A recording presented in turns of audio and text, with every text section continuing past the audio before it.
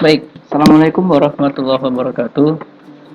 Berjumpa lagi bersama saya Muhammad Ridwan kan di Second Lead Main Channel. Baik, adapun pertemuan kita kali ini adalah membahas tentang kode kehormatan Gerakan Pramuka. Sebelumnya izinkan saya memperkenalkan diri saya. Nama saya Muhammad Ridwan kan, ya seorang pemuda yang suka tantangan, olahraga, desain grafis, dan aktif di beberapa organisasi. Nah, karena ini khusus kepramukaan, jadi saya akan menampilkan riwayat kepramukaan saya. Saya dulu penggalang di gugus depan 18071, 18072, Pangkalan Madrasah Sanawi XPG Unifa Medan, sampai dengan penggalang terap. Kemudian saya melanjut lagi ke penegak. Saya penegak di gugus depan 10611, 10612, Pangkalan SMA Negeri 10 Medan, sampai pada tingkatan laksana. Kemudian saya melanjutkan lagi ke Pandega. Saya Pandega di Universitas Islam Negeri Sumatera Utara 13409, 13410 gugus depannya. Adapun moto hidup saya yaitu berhenti sama dengan mati, ya dimana maksudnya kalau sudah memulai sesuatu berhenti sama dengan mati, itulah maksudnya. Baik, lanjut kepada materi kita, yaitu kode kehormatan. Apa yang dimaksud dengan kode kehormatan? Ada 2 poin terpenting yang ingin saya sampaikan jika kita membahas tentang kode kehormatan. Yang pertama itu, kode kehormatan merupakan suatu norma, ukuran, kesadaran mengenai akhlak atau budi pekerti yang tersimpan dalam hati karena ia tahu akan harga dirinya. Kemudian jika kita kaitkan dengan pramuka, apa itu kode kehormatan jika dikaitkan ke pramuka? Yaitu suatu norma dalam kehidupan pramuka yang merupakan ukuran atau standar tingkah lakunya di masyarakat. Sehingga berdasarkan ini, kode kehormatan itu merupakan cerminan dari seseorang tersebut. Jika dia seorang pramuka, maka kode kehormatannya diacui berdasarkan 2 hal ini. Nah, kode kehormatan di dalam gerakan pramuka ada 2, yaitu Satya Pramuka dan Dasa Dharma. Satya Pramuka itu merupakan janji, Dasa Dharma itu merupakan ketentuan moralnya. Di dalam pramuka biasanya disebut dengan Tri Satya dan Dasa Dharma. Kemudian Satya Pramuka merupakan janji yang diucapkan seseorang secara sukarela setelah memenuhi persyaratan keanggotaannya. Itu yang pertama. Yang kedua, tindakan pribadi untuk meningkatkan kualitas diri secara sukarela sebagai upaya menerapkan dan mengamalkan janjinya. Kemudian sebagai titik tolak memasuki proses mendidik diri sendiri guna mengembangkan visi, kecerdasan spiritual, emosional, sosial, intelektual, dan fisik atau yang sering disebut dengan sesosif, baik secara pribadi maupun anggota masyarakat. Nah, apakah Dharma Pramuka itu? Nah, dalam membahas Dharma Pramuka ada 4 poin yang ingin saya sampaikan. Yang pertama, merupakan alat dalam proses pendidikan diri yang progresif untuk mengembangkan budi pekerti luhur. Progresif di sini berarti dilakukan secara berproses ataupun bertahap.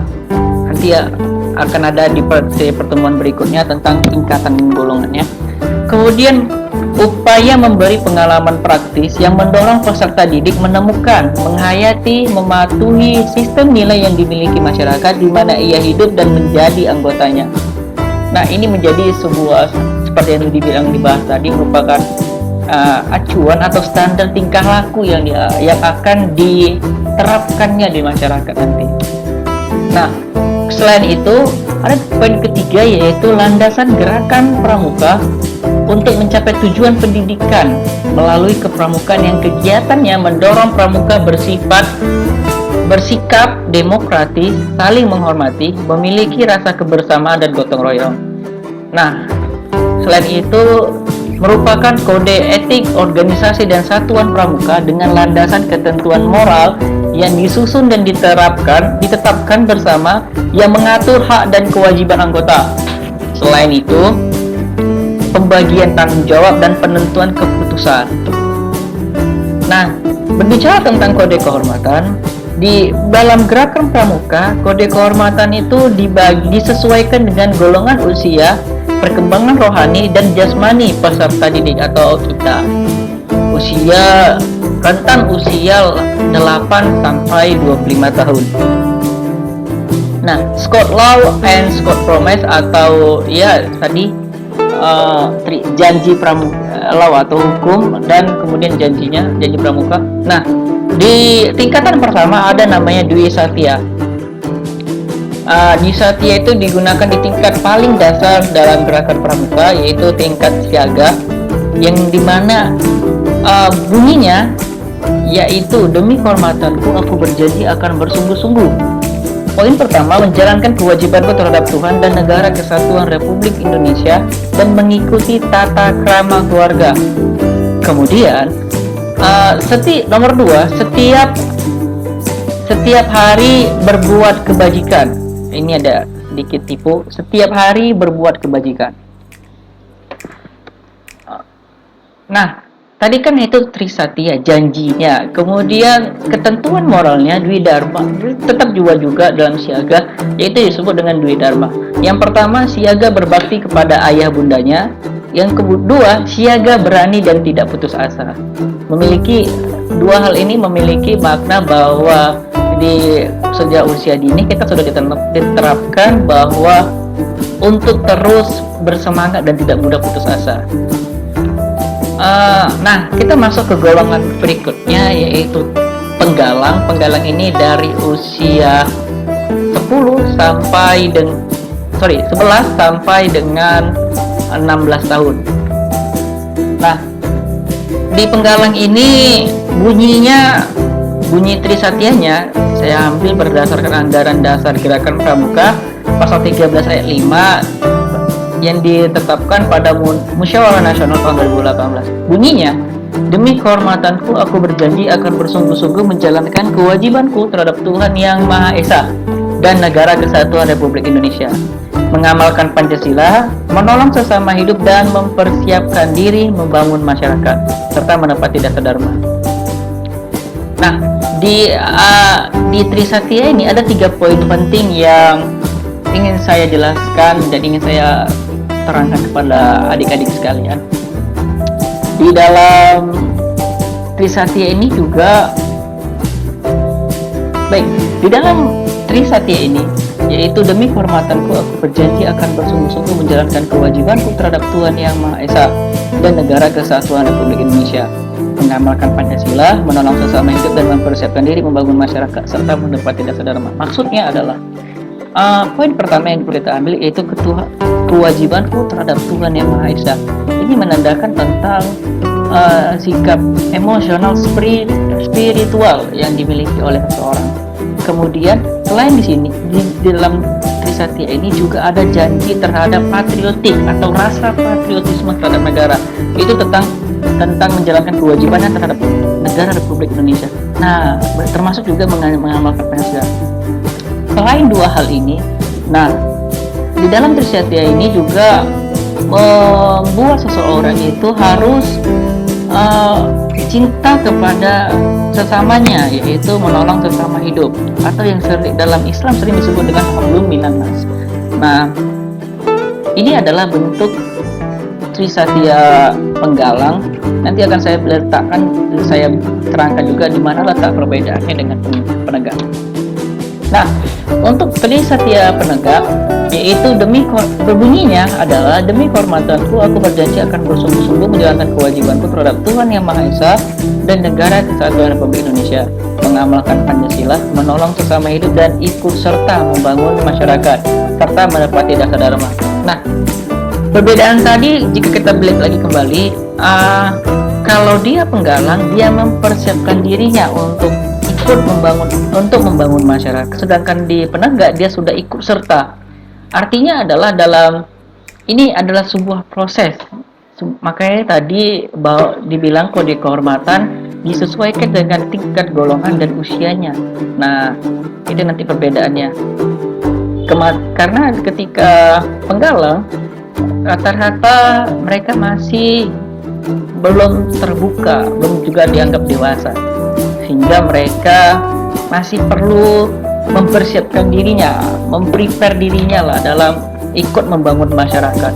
Sedangkan di penaga mereka sudah mulai terbuka, sudah mulai berpikir lebih matang daripada penggalang, sehingga harus terjun ikut membangun masyarakat.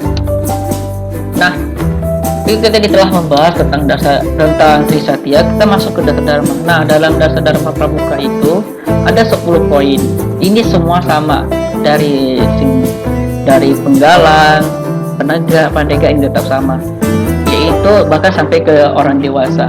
Bunyinya ada 10, yaitu yang pertama takwa kepada Tuhan Yang Maha Esa, kemudian cinta alam dan kasih sayang sama manusia, 3 patriot yang sopan dan ksatria, 4 patuh dan suka bermusyawarah, 5 rela menolong dan tabah, 6 rajin, terampil dan gembira, 7 hebat, cermat dan bersaja, 8 disiplin dan setia, 9 bertanggung jawab dan dapat dipercaya, 10 suci dalam pikiran, perkataan dan perbuatan.